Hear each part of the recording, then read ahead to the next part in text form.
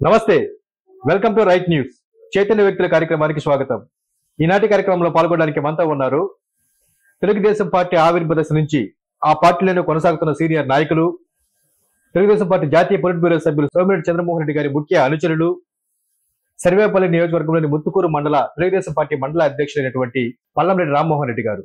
Present Sarvepalli నియోజకవర్గ రాజకీయాలు, ముత్తుకూరు మండల రాజకీయాలు ఎలా ఉన్నాయో ఆయన మాటలు విని తెలుసుకుందాం. నమస్తే సార్. సార్ బాగున్నారా? బాగున్నాం సార్. తెలుగుదేశం పార్టీ ఆవిర్భావ దశ నుంచి ఆ పార్టీని కొనసాగుతున్నారు. ఎందుకు మీకు తెలుగుదేశం పార్టీ అంటే అంత ఇష్టం?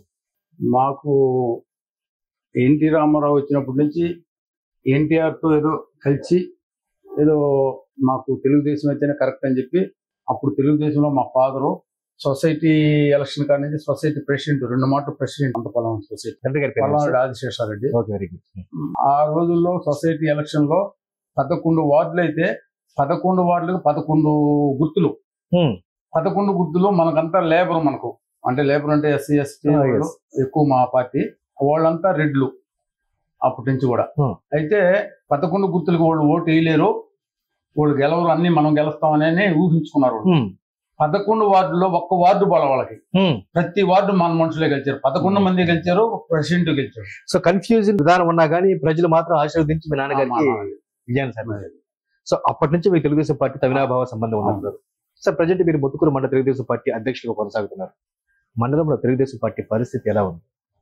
మండలంలో ఈ వైసీపీ గెలిచిన పాట కొంత వీక్ గా ఉండింది. అంటే అందరూ వైసీపీ పార్టీలోకి వెళ్ళిపోవటం, నాయకులంతా వెళ్ళిపోవటం, అప్పుడు మనకు కార్యకర్తలు అంతా భయపడతా ఎవరు బయటికి రాకుండా ఉండటం. అందువల్ల తెలుగుదేశం అప్పట్లో వీక్ గా ఉండింది, ఒక 2 సంవత్సరాలు 3 సంవత్సరాలు. ఇప్పుడు ప్రజలు బ్రహ్మరథం పడుతున్నారు. మాకు ఎక్కడికి పోయినా సరే ఓటు కోసం ఊరికే విచారింపులకు పోయినా ప్రతి డోర్ టు డోర్ బయటకు వచ్చి మమ్మల్ని ఆశీర్వదిస్తా, వాళ్ళ కళే వేరుగా ఉంది. మేము పోతే ప్రతి ఒక్కరు అంటే అసలు వైసీపీ ఉందా లేదా అన్నట్టుంది. ఒక ఈదికి పోతే ఒక్క ఇల్లు కూడా, అంటే మనం అంటే వైసీపీ వాళ్ళు ఉంటారు అనుకో మొహం సాటేస్తారు కదా, కానీ ఒక్క ఇంట్లో కూడా మొహం సాటేయటం లేదు. ప్రతి ఒక్కరు బ్రహ్మరథం పడుతున్నారు.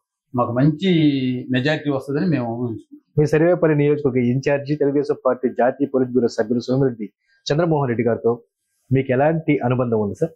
మాకు మొదటి నుంచి మా అమ్మమ్మ ఊరు ఆయనది. ఆయనతో మా ఫాదర్ వాళ్ళంతా బాగానే పరిచయం. మీ అమ్మమ్మ వారి ఊరు అంటే అల్లీపురం అండి? అల్లీపురం. అట్లా 94లో ఆయన నేరుగా ముందు మన ఇంటికే వచ్చాడు. పాదయాత్రలో వచ్చి మన ఇంటికి వచ్చి ఆశ్రదించి మాకు హెల్ప్ చేయమన్నాడు. హెల్ప్ చేస్తానన్నాడు. అప్పటి నుంచి హెల్ప్ చేస్తానే ఉన్నాడు. మా ఫాదర్ చేస్తానే ఉన్నాడు. మా ఫాదర్ 2001లో చనిపోయాడు. అప్పటి నుంచి మేము లైన్లోకి వచ్చాం. మొత్తానికి సోమిరెడ్డి గారి రాజకీయ జర్నీ మొదలైనప్పటి నుంచి మీ పొలిటికల్ జర్నీ కూడా ఆయన కలిసి నడుస్తుంది. అంటే ఎన్నెన్నో చిన్న చిన్న కూడా ఉంటుంటాయి. 4 పనులు చెప్తాం, ఒకటి చేయలేకపోవచ్చు. అంత మాత్రానే మనం అర్థం చేసుకొని మాకైతే తిరుగులేదు, మాకైతే బాగానే చేస్తాడు. బాగా చేస్తాడు సార్. అపార రాజకీయ అనుభవం సోమిరెడ్డి గారి సొంతం. మరోవైపు ఆయనకు పోటీదారుడు ఉన్నటువంటి కాకాని గోవర్ధన్ రెడ్డి గారు స్టిల్ ఎమ్మెల్యే, మంత్రిగా ఉన్నారు 10 years నుంచి. వీరిద్దరి మధ్య పోరాటం పెడితే ఎవరు ప్రజా సమస్యలు తీర్చే నాయకుడిగా పేరు గడించారు సార్? ప్రజానాయకుడు అంటే సోమిరెడ్డి చంద్రమోహన్ రెడ్డి ప్రజానాయకుడు. ఒక రకంగా గోవర్ధన్ రెడ్డి ఆయన స్వార్థం చూసుకుంటాడే కానీ ఆయనకి ఈయనకి చాలా తేడా ఉంది. ప్రజానాయకుడు అంటే సోమిరెడ్డి ఎవరినైనా ప్రజలతో మాట్లాడటం కానీ ఒక పని చేసి పెట్టడంలో కానీ అంతా బాగుంటుంది. అంటే గ్రామాల్లో అభివృద్ధి పనులు ఎవరు బాగా చేస్తారు వీళ్ళిద్దరిలో?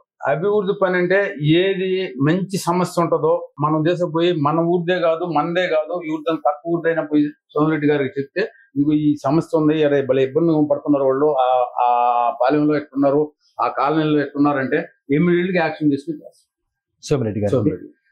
మరి ఆయన హయాంలో ఈ పరిసర ప్రాంతాల్లో సాధించినటువంటి ప్రధానమైన పనుల గురించి చెప్పగలరా? మాకు అన్ని తెలివి కాదు, కొన్ని తెలుసు. ఇప్పుడు పోలరాజుగుంటలో బ్రిడ్జి కట్టాడు. ఆ రోజుల్లో నక్కల కాలంలో దాటుకొని పోవాలా, రైతులంతా అవతలకు పోవాలా, బ్రిడ్జి శాంక్షన్ చేసి బ్రిడ్జి కట్టించాడు. అట్నే ముత్తుకూరు కాడ సలీంద్ర అట్నే బ్రిడ్జి కట్టించాడు.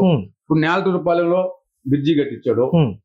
అట్లా అంటే ఒకప్పుడు వీటికి అన్నిటికీ రాకపోకల విషయంలో ప్రజలు ఇబ్బంది పడేవారు. ప్రజలు ఇప్పుడు నేలతూరులో ఈదుకుంటా పోవాలి, అవతలకు పోవాలంటే, వాళ్ళ పాలెనికి పోవాలంటే. ఇక్కడ పోలనాథగుంటలో నక్కల కాలువ దాటుకోపోవాలా, సలీంద్రలో అట్నే కాలువ దాటుకోపోవాలా, ఇప్పుడు తిరుమలమ్మ పాలెంలో అట్నే దాటుకోపోవాలా. ఇవన్నీ కట్టిన చరిత్ర సోమిరెడ్డికే ఉంది. సో ప్రధానమైనటువంటి పనులు ఇవే. ఆ. అంటే ప్రజల యొక్క రవాణా రాకపోకల విషయంలో సోమిరెడ్డి గారి చొరవ మంచిదంట. మంచిదే. సార్ ఓకే, ప్రజెంట్ మీ పార్టీ అధికారంలో లేదు. మీ తెలుగుదేశం పార్టీ శ్రేణులు ఆరోపిస్తున్న విధంగా వైఎస్ఆర్ కాంగ్రెస్ పార్టీ అణచివేత రాజకీయాలు చేస్తుందని మీ ఆరోపణ. ఇలాంటి పరిస్థితుల్లో ముత్తుకూరు మండల అధ్యక్షుడిగా ఎన్నికై ఉన్నారు. మరి తెలుగు తమ్ముళ్ళందరినీ ఏ విధంగా ముందుకు తీసుకెళ్తున్నారు? కష్టంగా ఉందా? కష్టంగానే ఉంది. ఒక్కరు కూడా అంటే ముందుకు రావాలంటే భయపడుతున్నారు. అంటే మేము ఏడకు పోవని సీక్రెట్ గా ఆయనతో కూడా డీల్లో ఉన్నారు. చంద్రమోహన్తో కూడా డీల్లో ఉన్నారు. ఏం రాకూడదా పార్టీలో కంటే ఇంకా 4 రోజులు ఆగండి వస్తాం అంటే తటస్థులు కాదు సార్ నేను అనేది. ప్రజెంట్ మీ తెలుగుదేశం పార్టీని అణిచివేస్తున్నారు వైసీపీ వారు అని చెప్పి రాష్ట్ర వ్యాప్తంగా అంటూ ఉన్నారు. ఇలాంటి పరిస్థితుల్లో ముత్తుకూరు మండల అధ్యక్ష పదవిని మీరు కొనసాగిస్తూ ఉన్నారు. కష్టంగా ఉందా అంటున్నారు? కష్టంగానే ఉంది. అంటే ఇప్పుడు ఒక ప్రెస్ మీట్ పెట్టి మా నాయకుడిని తిడుతుంటే దాని గురించి ఎవరన్నా కామెంట్ చేసినా ఎవరన్నా మాట్లాడినా వాళ్ళని ఏమంటే ఏదో ఎస్టీ కేసు పెట్టడం, ఇరిగించటం. ఇప్పుడు మండలంలో సుమారు 10 కేసులు దాకా పెట్టున్నారు తెలుగు తమ్ముళ్ళ మీద. దాంతో కొద్దిగా భయపడతానే ఉన్నారు. అంటే ఇబ్బందే కదా. ఎస్టీ కేసు అంటే వాళ్ళ బంధువులంతా నీకెందుకు గమ్ముకుంటే పట్టు కదా అన్నట్టు మాట్లాడుతున్నారు. అయినా కూడా ఆగటంలే. అయినా కూడా ముందుకొచ్చి ఏ కేసుకు కూడా రాజీకి పోలా. ఇన్ని కేసులు పెట్టినా రాజీ చేసుకుంటే కేసు తీసేస్తానంటాడు ఎస్ఐ గారు. మీరు ఒక రాజీ చేసుకుంటే కేసు తీసేస్తాను. ఒక్క కేసుకు కూడా రాజీకి పోలేదు. నాకు కూడా ఒక కేసు వచ్చింది. నా కేసు మీద కూడా ఎలక్ట్రికల్ డి ఒక ఆయన ఎంత కాకాని కాడికి పోతే 2 నిమిషాలు అన్నాడు. ఆ కేసు తీసేస్తాను డైరెక్ట్ గా. అది జరిగేది కాదులే, కుదరదు. మీ మీద కేసు రావడానికి గల కారణం ఏంటి రామ్మోహన్ రెడ్డి గారు? నేను ప్రెస్ మీట్ పెట్టి ఏదో మా నాయకుడిని ఏదంటే మాట్లాడిన పూట దానికి కౌంటర్ ఇచ్చిన నేను.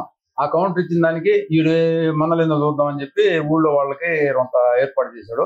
మామూలుగా మాకు అగ్రికల్చర్ కరెంటు వాడుకుంటున్నాము. అది ఈ సంవత్సరం ఆడ బిల్డింగ్ కడుతున్నాను. ఆ బిల్డింగ్ కట్టే కాడికే ఈ మోటార్ని అక్కడ ఆ ప్లేస్ ఒక 1/2 ఎకరా పొలం వేరుశెనగ వేస్తుంటాను. వేరుశెనగ వేసే పని లేకుండా పోయింది. ఆ మోటార్ వచ్చి బేస్ మోటార్కి క్యూరింగ్ పెట్టా. కరెక్ట్ గా కావాలనే ఆ రోజు వచ్చి పట్టుకున్నారు. 2 HP మోటార్ అది.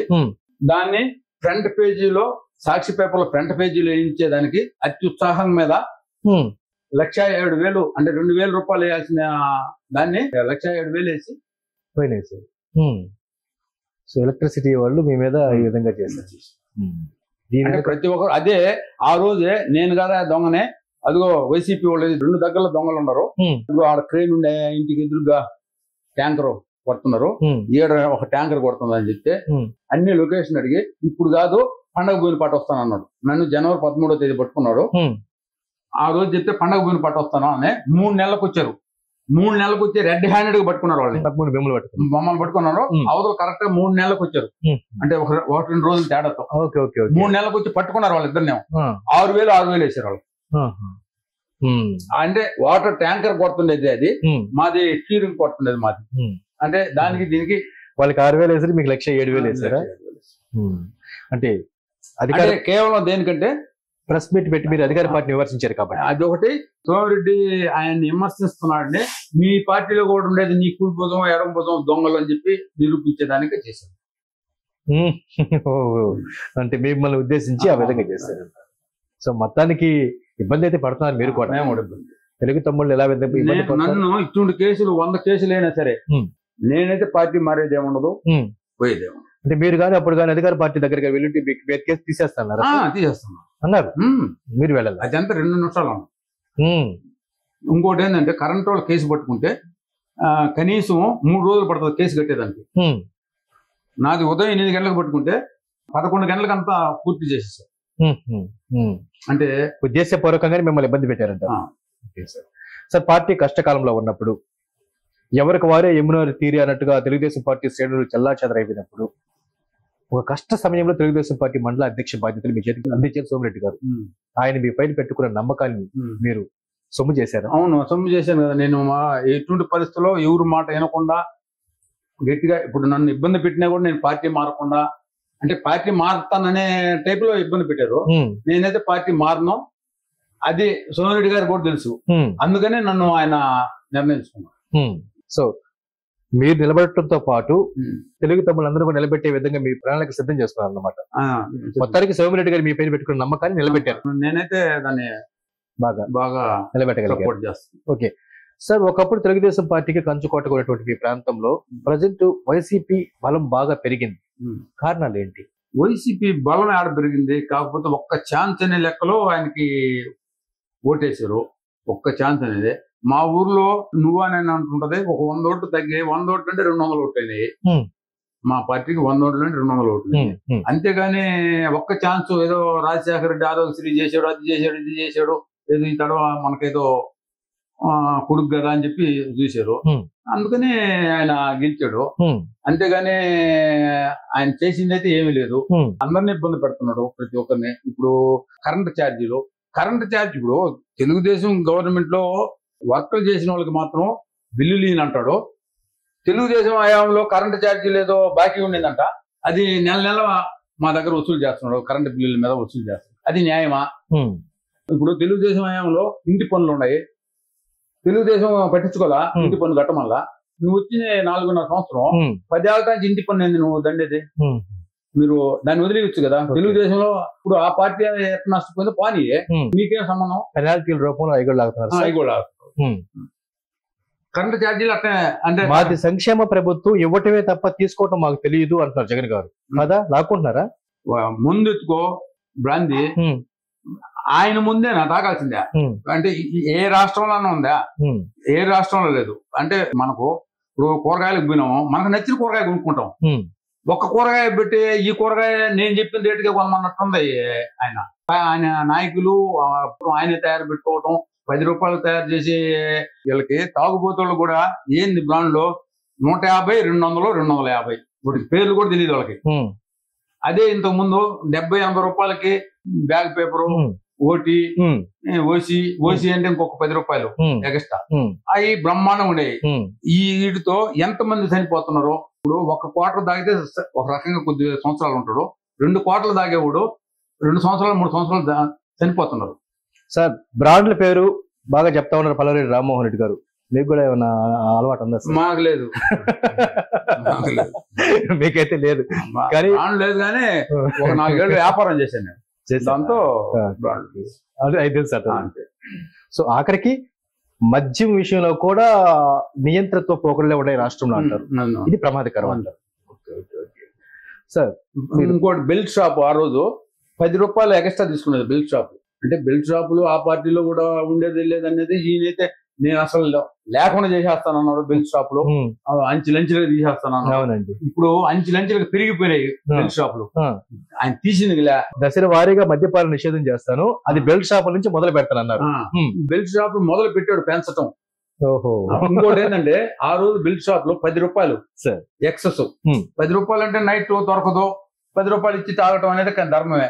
ఈ రోజు 50 రూపాయలు ఏడన్నా ఎత్తుకో 50 రూపాయలు. ఇది ఒక క్వార్టర్ మీద 50 రూపాయలు. ఒక బాటిల్ మీద క్వార్టర్ బాటిల్ మీద 50 రూపాయలు ఎక్స్ట్రా అయితేనే. అది నేను చెప్పేది కాదు, మీరైనా ఎంక్వైరీ చేసుకోండి, ఎక్కడైనా ఎంక్వైరీ చేసుకోండి. క్వార్టర్ ఎక్కడ ముందు షాపుకు పోవాల్సినంత అవసరం లేదు, 50 రూపాయలు కానీ ఎక్సెస్ ఇవ్వగలిగి. ఓకే సార్, మీరు మాట్లాడుతూ మద్యాన్ని పెంచారు, కరెంటు బిల్లులు పెంచారు, ఇంటి పన్నులు పెంచారు అని జగన్మోహన్ రెడ్డి గారి ప్రభుత్వం నీటి పన్ను కూడా మన ఇంట్లో కూడా పెంచారు అని మొత్తానికి జగన్మోహన్ రెడ్డి గారి ప్రభుత్వం అంతా పెంచుకుంటూనే వెళ్తుందని చెప్పి ఆ ప్రభుత్వం పని విరుచుకు పడుతున్నారు. అయితే జగన్ గారి ప్రభుత్వం అధికార పార్టీ నాయకులు మాట్లాడుతూ విపరీతమైన సంక్షేమ పథకాలు మేము ఇస్తున్నాము, సంక్షేమంలో మేము దేశంలోనే టాప్ 1 లో ఉన్నాం అంటున్నారు. సంక్షేమ పథకాలు కూడా